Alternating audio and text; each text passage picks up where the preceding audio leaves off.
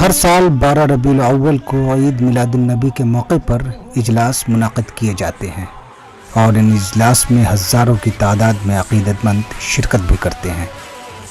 ان اجلاس میں loud speakers اور ڈی جے سسٹمز کا استعمال کیا جاتا ہے۔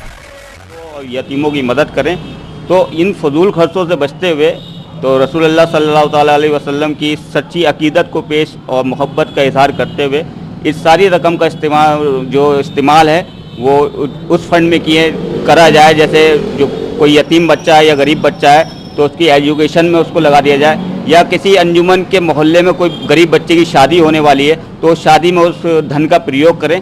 تو بھارتی ریاست اتر پردیش کے ضلع بریلی میں عید میلاد النبی کے جلوس محمدی کا انعقاد کیا جاتا ہے، جس میں 250 انجمن شرکت کرتی ہیں۔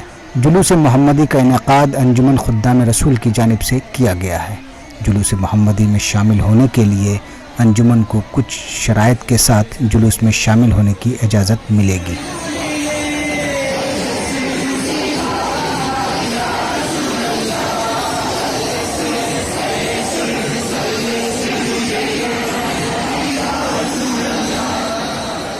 انجمن نے یہ طے کیا ہے کہ ڈی جے سیٹس پہ مکمل پابندی لگائی جائے، کیونکہ اس میں شور شرابہ جو ہوتا ہے اس میں دوسری انجمنوں کی جو باقاعدہ کوئی اچھی نعت پڑھ رہا ہے یا وہ اچھا کچھ اپنا لے کے آیا ہے تو اس کا بالکل بیچارے کا دب جاتا ہے، شور شرابے والے حاوی ہو جاتے ہیں۔ اب دیکھنا یہ ہے کہ انجمن خدام رسول کی جانب سے اٹھائے گئے اس قدم سے لاؤڈ اسپیکر کے استعمال میں کتنی کمی آتی ہے۔ ای ٹی وی بھارت کے لیے بریلی سے مستفیض علی خان کی رپورٹ۔